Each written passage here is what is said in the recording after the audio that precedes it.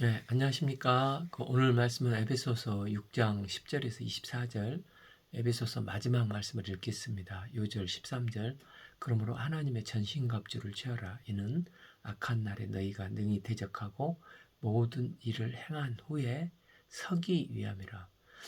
오늘은 에베소서 마지막 말씀으로 영적 전쟁에 관한 말씀입니다.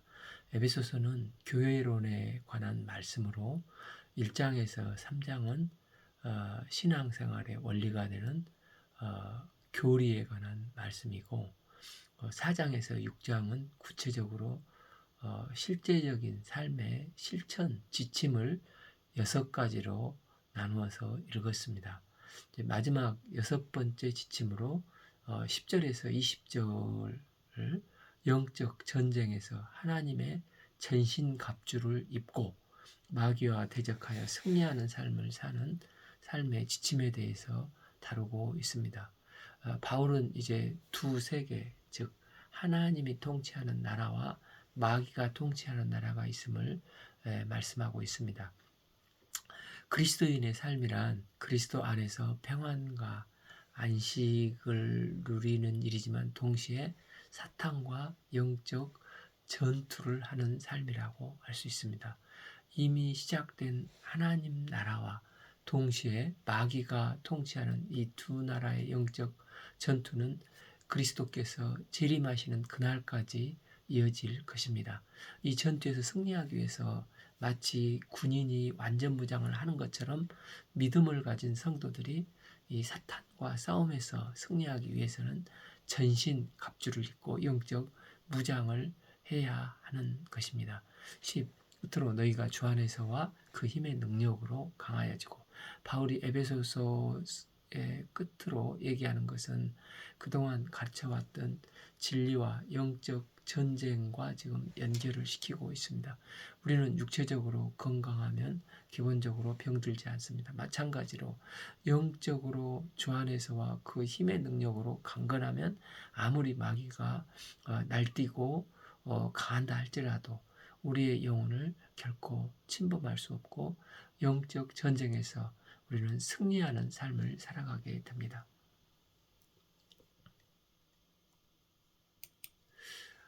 C.S. 루이스가 쓴 그 스크루 테이프의 편지라는 책이 있지 않습니까?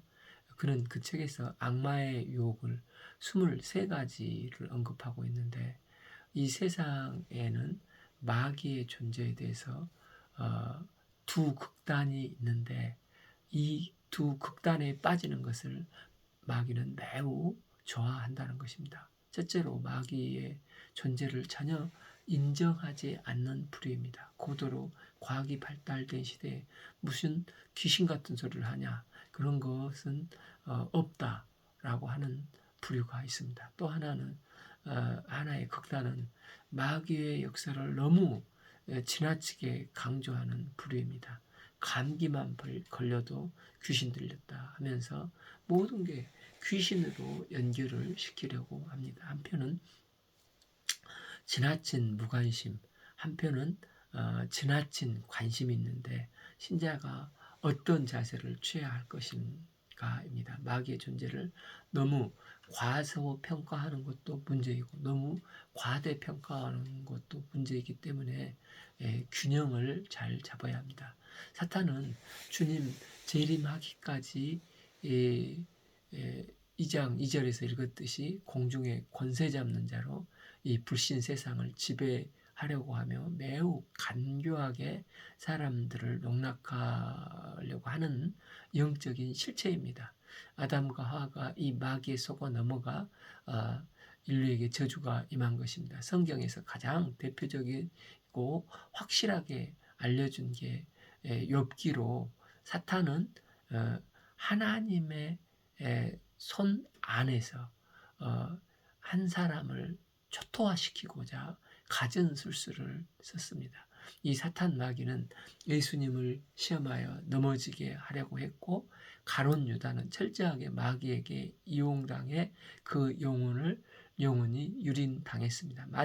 마귀는 강하지만 전능하지는 않습니다. 성부 하나님은 약속대로 여자의 후손인 예수 그리스도를 이 땅 가운데 허락하시고 예수님의 십자가와 부활 사건으로 사탄은 이미 머리통이 박살나고 이렇게 깨뜨려진 권세를 가지고 있기 때문에 심각한 타격을 입었습니다. 그래서 너무 과대하여 극단에 빠지거나 너무 과소평가해서 는 안 되는 것입니다. 마귀는 이런 두 극단에 빠지는 것을 매우 좋아합니다.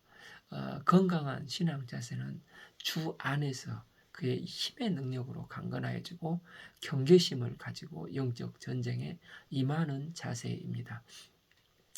그 손자병법에도 지피지기면 백전백승이라고 하지 않습니까?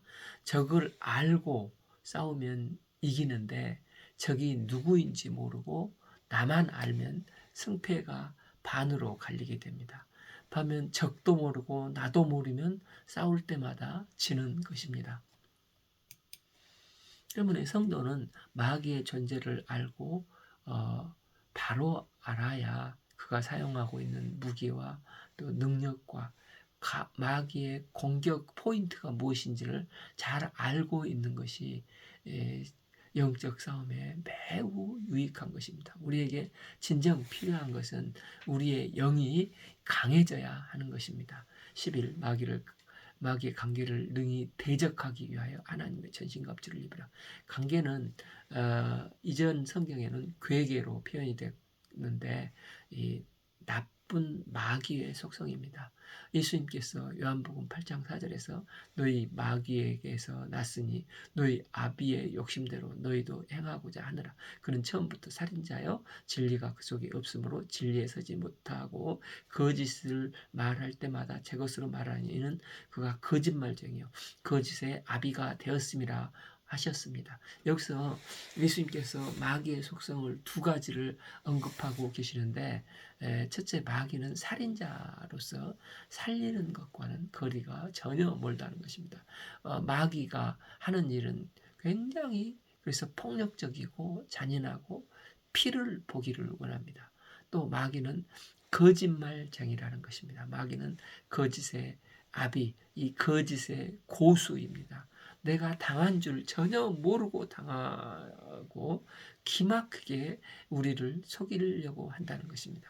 요즘 유튜브 등을 통해 매우 그럴싸한데 그럴싸하게 미혹을 합니다. 대부분 마귀의 시험이구나 하면 싸우면 이게 그걸 알면 싸우면 되는데 마귀는 이렇게 허술하게 우리를 공격하지 않고 알아차리지 못하게 감쪽같이 우리를 속인다는 것입니다. 그래서 바울은 전신갑주를 입어라. 하나님이 원하시는 대로 완전 무장을 하도록 하는 것입니다. 옛날에는 완전 무장이 48.7kg였는데 요즘은 38.6kg로 줄여서 더욱 장거리 가운데 기동성과 전투력을 강조하고 있다고 합니다. 마귀는 영적 존재이기 때문에 단지 몸으로 뿐만 아니라 우리의 마음 또 우리의 감정 때로는 의지까지 영향을 미치고 영적인 영역을 확장하기 위해서 끊임없이 이 순간도 하나님과 하나님의 백성들을 대적하고 모든 모든 부분에 영향을 미치려고 발버둥치고 있습니다. 그래서 하나님의 전신갑주로 무장을 하고 방어하고 또 싸워나가기 위해서는 우리의 영이 그만큼 강건해져야 하는 것입니다. 본절에서 바울은 마귀에 대한 우리의 태도를 관계를 능히 대적하기 위하여 대적이라고 표현을 했습니다. 그래서 후안 카를로스 목사님은 교회는 유람선이 아니고 전함이어야 된다. 젊었을 때 많이 이렇게 강조를 했습니다. 마귀의 기본 특성은 이처럼 공격적이라는 것입니다. 그래서 베드로전서 5장 8절에서 근신하라 깨어라 대적하라. 너희 대적 마귀가 우는 사자같이 두루 다니며 삼킬 자를 찾나니.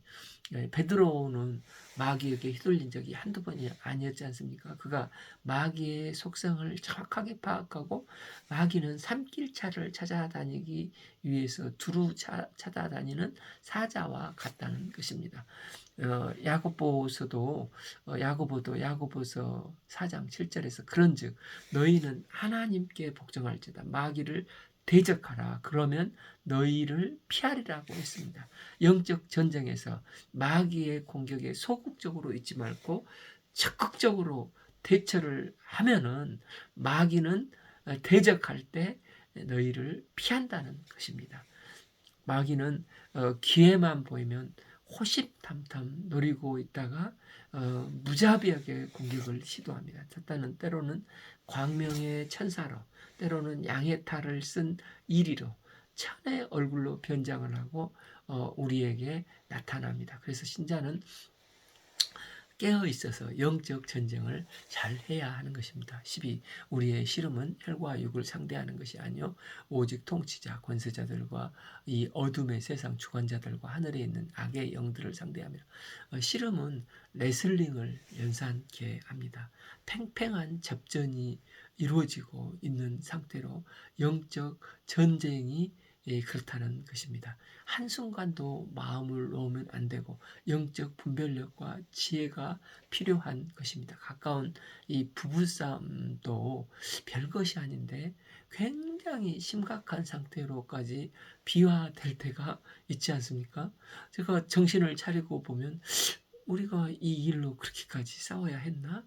후회하고 사과하고 또 이렇게 회복되는 때가 있지 않습니까? 교회 안에서 또 동역자들끼리 우리는 적이 아니라 아군인데 잘 동역을 해야 하는 것입니다. 그런데 삼자가 보면 진짜 이 아무것도 아닌데 그걸 가지고 아주 격해지는 순간이 될 수도 있습니다. 이처럼 마귀에게 농락당하는 일은 자주 일어날 수 있다는 것입니다. 사랑하고 동역해야 될 사람과 이 마귀의 괴계를 구분하지 못하면 혈과 육으로 싸우게 되는 것입니다. 우리의 싸움은 혈과 육을 상대하는 싸움이 아니고 이 악한 영들을 상대하는 싸움입니다. 이 악한 영들을 지배하는 첫 번째 통치자들, 또 권세자들, 이 또 어둠의 세상 주관자들, 또 하늘에 있는 악한 영들이라는 것입니다. 그래서 마귀는 한 개인뿐이 아니고 때로는 어떤 조직을 지배하고 또 사회와 국가 또 문화를 통해서 조직적으로 활동을 하고 있다는 것입니다. 특별히 마귀는 힘을 가진 자들에게 악한 영향력이 드러나도록 그들을 이용하기를 매우 좋아합니다. 놀라운 사실은 이 마귀의 세력들이 은밀하게 감쪽같이 숨어 있다는 것입니다. 그들은 항상 위장을 하고 대리인을 내세워서 그들을 통해서 교회와 하나님의 백성들을 교묘하게 공격을 하는 것입니다. 또한 마귀는 우리의 마음을 공격합니다. 나는 그냥 화를 낸 것인데 마귀는 내가 알지 못하는 가운데 마귀의 도구가 될 수 있습니다. 4장 27절에서 분노에 대해서 얘기를 했지 않습니까? 27절 마귀에게 틈을 주지 말라고 했습니다. 때문에 이 충동적이고 즉흥적인 행동은 항상 위험하기 때문에 일단 그치고 기도하고 다시 한번 생각을 해봐야 합니다. 그렇지 않으면 마귀의 속임수에 그대로 말려들기 쉽습니다. 마귀는 교만하게 사람을 만들어서 우리를 넘어지게 하는 경우가 많습니다. 이때 우리가 주님의 은혜, 구속의 은혜에 감사하고 겸손히 주님 앞에 나가면 마귀는 이때 할 힘이 없고 무장해제가 되는 것입니다. 예수님께 꼭 붙어 있기만 하면 결코 마귀가 우리를 어떻게 할 방법이 없습니다. 그런데 적당히 붙어 있으면 마귀의 밥이 되기 쉽습니다.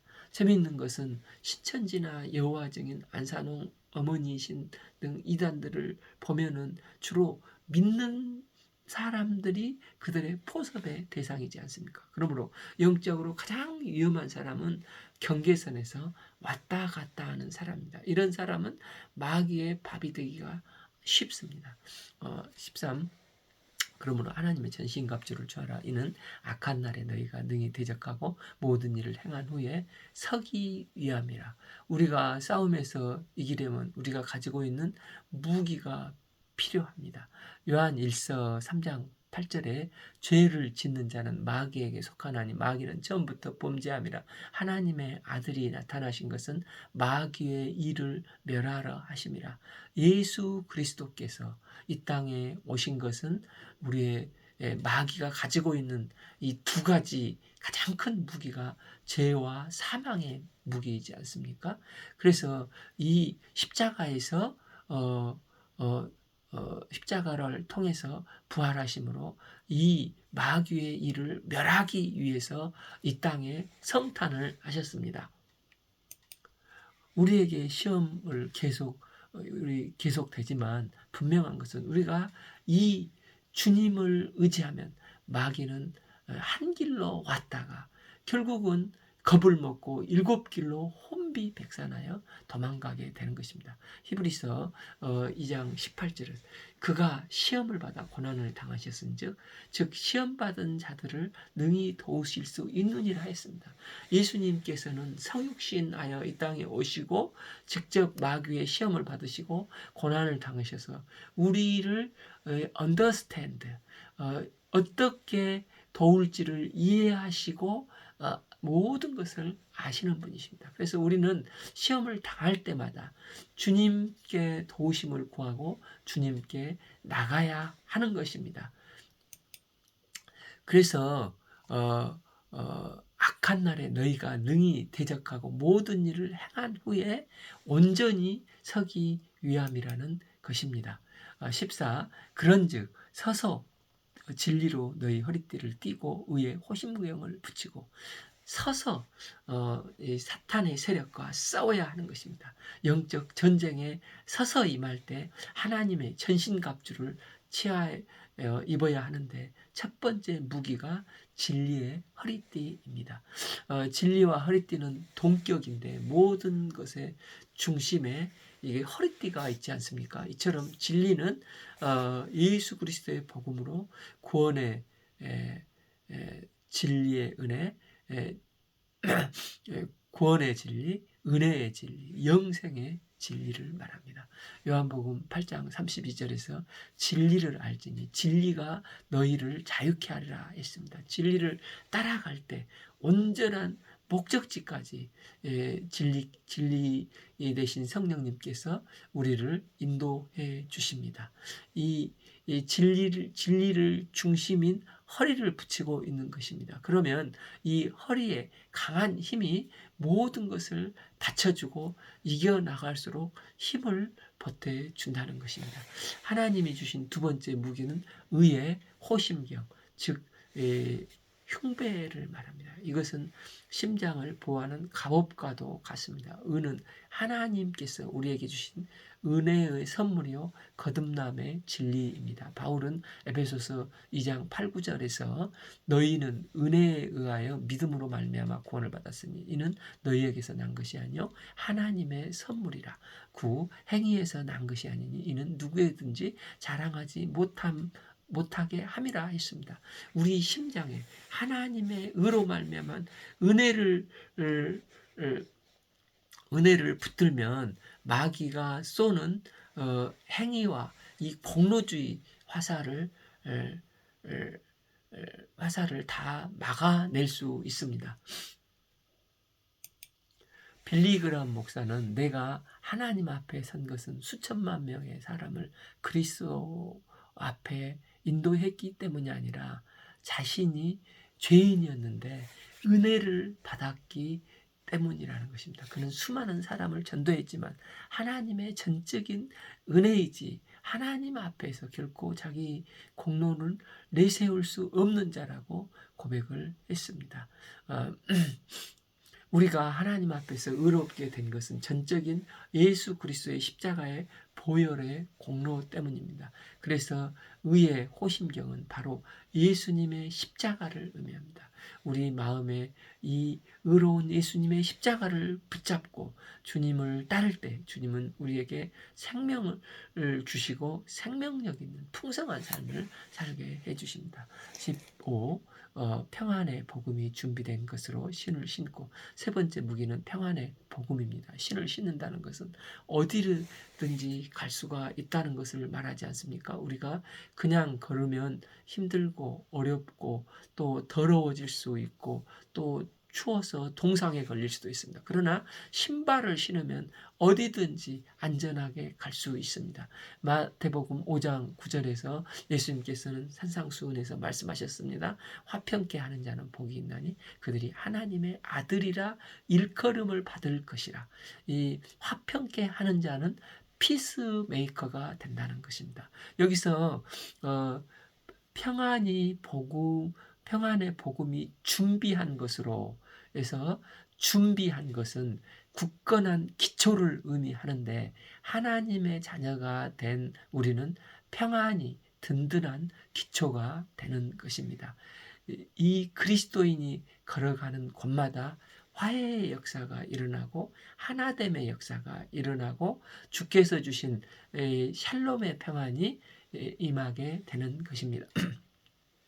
16. 모든 것 위에 믿음의 방패를 가지고 이로써 능히 악한 자의 모든 불화살을 소멸하고, 네 번째 무기는 믿음의 방패입니다. 우리가 방어할 수 있는 많은 것들이 있지만 이 믿음의 방패만큼 중요한 것이 없습니다. 사탄은 보이지 않는 곳에서 많은 불화살을 쏴댑니다. 그러나 방패는 이 악한 모든 화살을 소멸합니다. 마귀는 우리의 성격, 또 인격, 또 행위 등의 불화살을 쏘아대지만 예수 그리스도 이름을 믿는 믿음으로 성령 하나님께서 모든 것을 하나님께 맡기면 믿음의 방패가 있을 때 사탄의 모든 공격을 다 막아내고 할 수 있거든이 무슨 말이냐, 믿는 자에게 능치 못할 일이 없느니라, 승리하는 삶을 살 수 있게 되는 것입니다. 19, 17 구원의 투구와 성령의 검 곧 하나님의 말씀을 가지라. 다섯 번째 영적 무기는 구원의 투구입니다. 당시 투구는 말총 장식이 달린 구리의 외피와 안쪽은 가죽으로 덮여 있었습니다.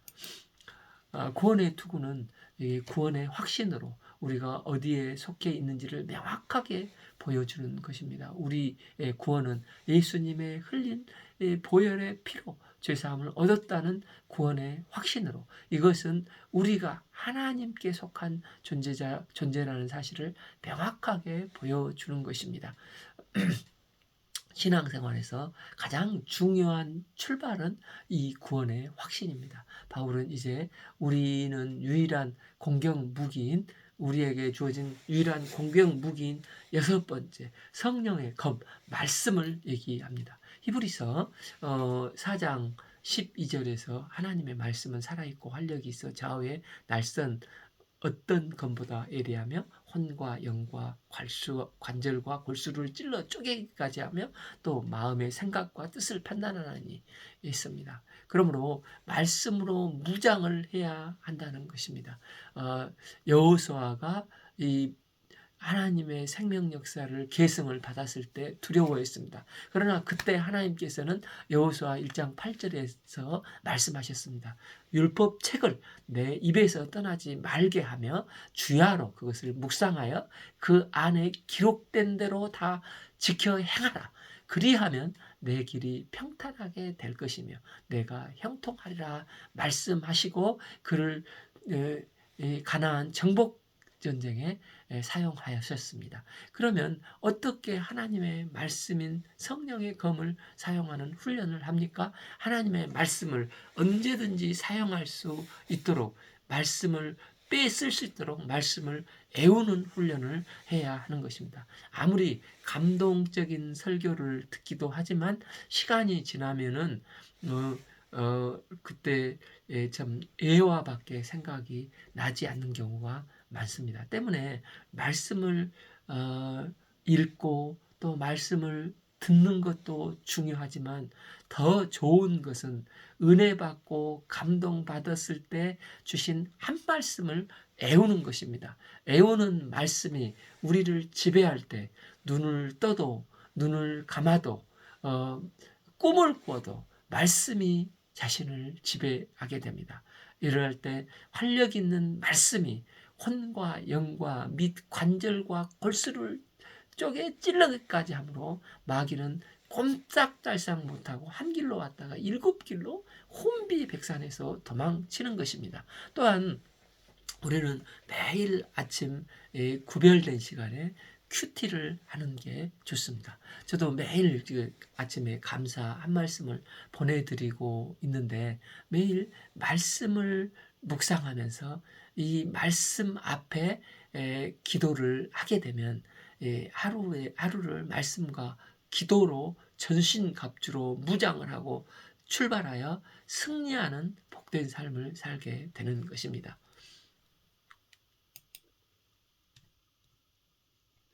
18. 모든 기도와 간구로 하되 항상 성령 안에서 기도하고 이를 위하여 구하기를 항상 힘쓰며 여러 성도를 위하여 구하라.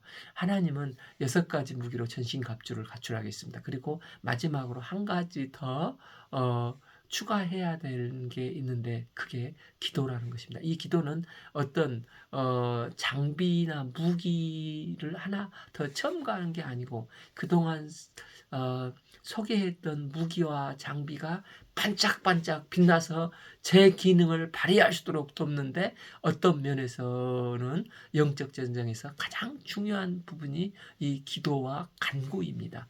여기서 바울은 모든 기도와 간구라고 했습니다.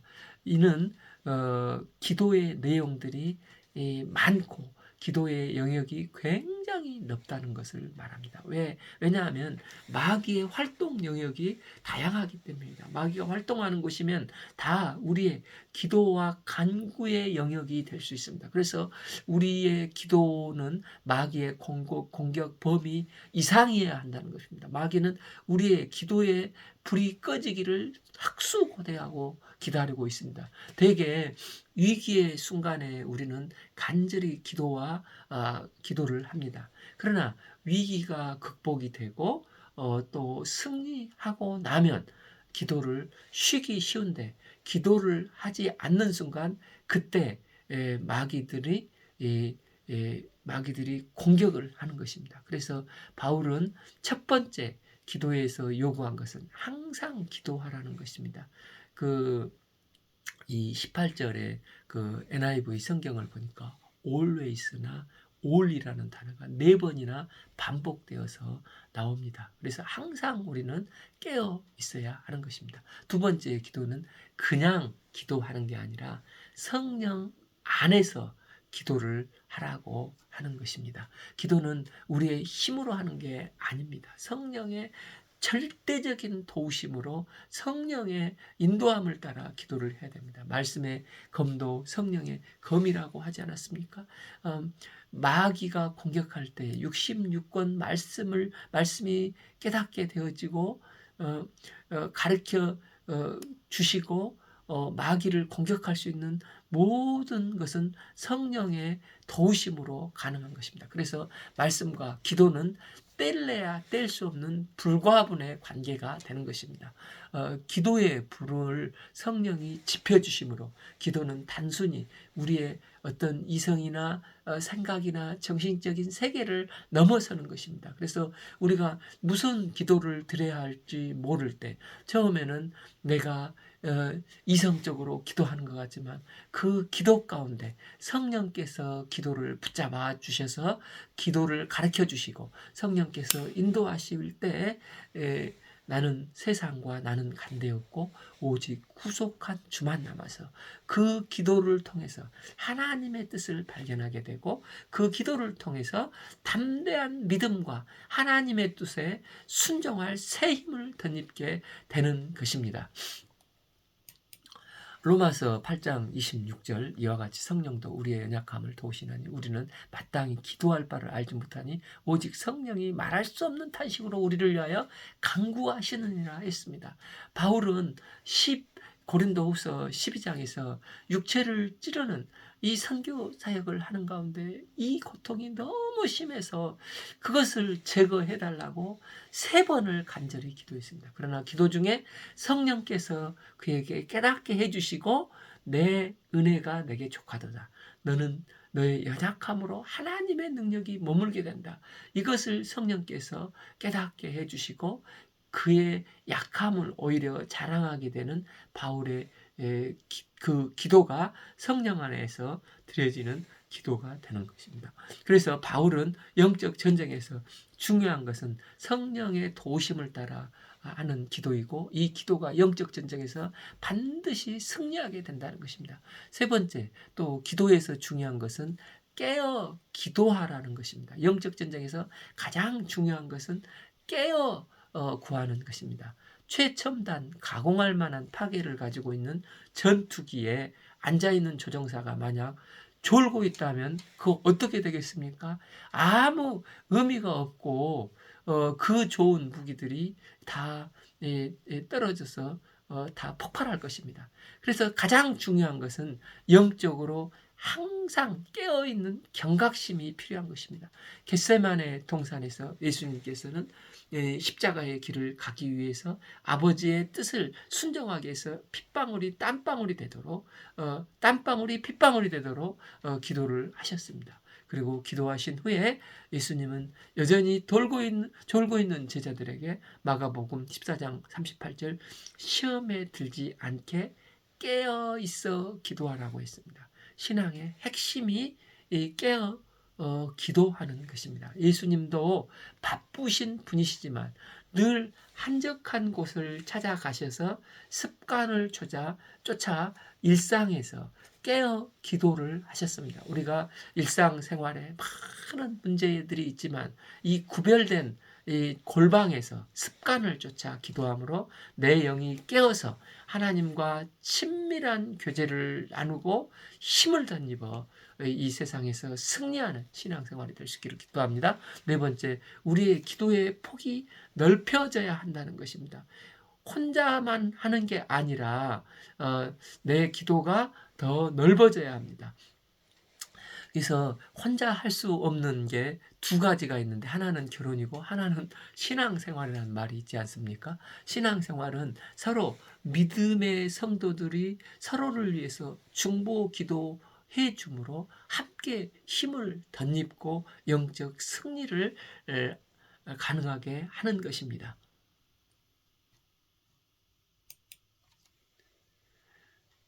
우리는 성도들을 위해서 이웃과 또 열방의 사역자들을 위해서 기도를 해야 됩니다. 우리 선생님들이 파견을 받아서 이제 했는데 만약에 그 베이스 캠프에서 보급이 끊어지고 기도 지원을 안 하면 적진의 한가운데 있는 우리는 어떻게 되겠습니까? 그러니까 이방 땅에서 선교를 계속 할 수 있는 게 주님의 크신 은혜요. 기도 동역자님들의 기도 덕분임을 저도 덜 감사하게 생각하고 있습니다. 19. 또 나를 위하여 구할 것은 내게 말씀을 주사 나로 입을 열어 복음의 비밀을 담대히 알게 하옵소서 할 것이니 22. 이를 위하여 내가 사슬에 매인 사신이 된 것은 나로 이 일에 당연히 할 말을 담대히 하게 하려 하심이라. 바울은 지금껏 영적 승리의 비결을 말하고 이제 마지막으로 자기를 위해서도 중보기도 해달라고 부탁을 합니다. 첫째, 부탁하는 것은 내게 말씀을 주시도록 기도해달라는 것입니다. 그는 신약 성경을 13권이나 기록할 정도로 많은 말씀이 그 10년 가운데 있었지만 늘 적합한 곳에 꼭 필요한 말씀의 은혜와 생명력 있는 말씀 갖기를 기도해 달라고 그는 부탁을 합니다. 또한 둘째, 그는 나로 입을 열어 복음의 비밀을 담대히 말하게 하소서, 알리게 하소서. 말씀에 충만해서 복음 전파자의 삶을 담대하게 살아갈 수 있도록 기도 지원을 부탁합니다. 그에게는 감옥에 있는 것이 중요한 것이 아니었습니다. 그는 감옥에 갇혀서도 복음을 담대히 전하는 것이 가장 중요했습니다. 21. 나의 사정 곧 내가 무엇을 하는지 너희에게도 알리려고 하느니 사랑을 받은 형제여 주 안에서 진실한 일꾼 두기오가 모든 일을 너희에게 알리리라. 22. 우리 사정을 알리고 또 너희 마음을 위로하기 위하여 내가 특별히 그를 너희에게 보내었노라. 두기고는 신약 성경에 5번 이름이 나오는데 그는 신실하게 심부름을 감당한 복음의 동역자였습니다. 바울은 약 3, 4년 이제 예루살렘에서 붙들려서 1차 이제 로마 감옥 투옥 생활 중에 이제 있었는데 AD 60년에서 약 62년경에 이제 옥중에 이제 갇혀 있었는데 에베소서 그 기간에 이제 골로새서, 빌립보서, 빌레몬서 4권의 서신서를 쓰지 않습니까? 바울이 감옥 생활 중에 똑같은 죄수 신분으로 온 사람이 빌레몬의 종 오네시모였습니다. 이 빌레몬은 아시아 에베소에서 약간 오른쪽으로 가면 에베소 교회에서 개척한 이 골로새 교회가 있는데 이 책임 목자가 바로 빌레몬이었습니다. 바울은 이 에베소서를 쓰면서 이 골로새 성도들에게 골로새서를 쓰고 또 그곳 책임 목자인 빌레몬에게 이 오네시모를 에 대한 얘기를 쓴 게 이제 빌레몬서인데 이 세 권을 한때 묶어서 이제 보내는데 그때 주 안에서 신실한 일꾼 두기고를 통해서 이 세 권이 전달이 됩니다. 그리고 얼마 지난 후에 역시 1차 로마 옥중에서 다시 쓰여진 게 이제 빌립보서이죠. 23. 아버지 하나님과 주 예수 그리스도께로부터 평안과 믿음을 겸한 사랑이 형제들에게 있을지어다. 24. 우리 주 예수 그리스도를 변함없이 사랑하는 모든 자에게 은혜와 은혜가 있을지어다. 바울은 이제 3가지 평안과 믿음을 겸한 사랑과 은혜를 마지막으로 축복합니다.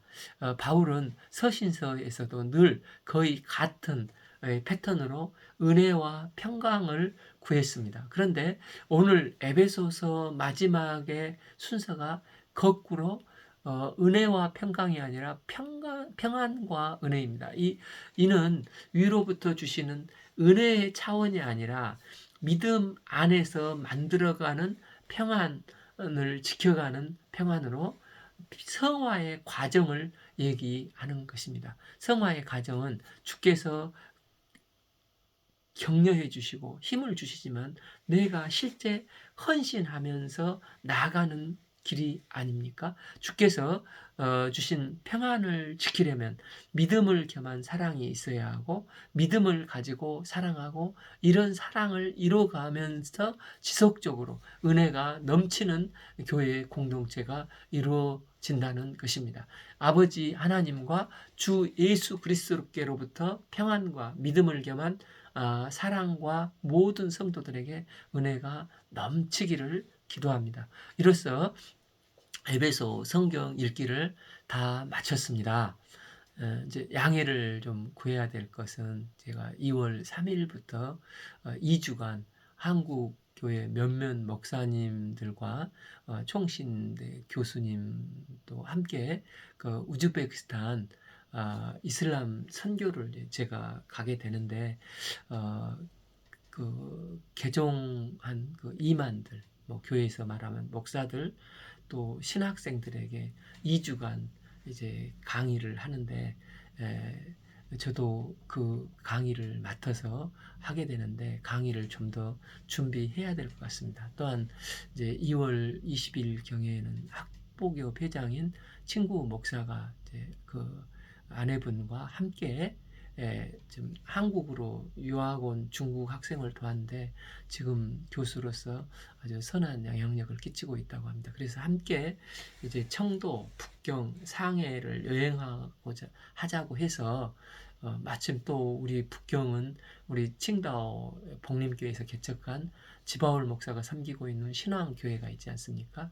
그리고 또 상해에는 대학생 성경읽기에서 주일 말씀을 전하는 참 이마태 목자가 가정 몇몇 동역자들이 청도에서 파견됐는데 함께 신방하여 격려도 하고 여행도 하고자 해서 함께 하기로 했습니다. 그래서 빌립보서는 내년 3월부터 시작해야 될 것 같고 그동안은 이 감사 말씀으로 대체해서 계속해서 보내드리겠습니다.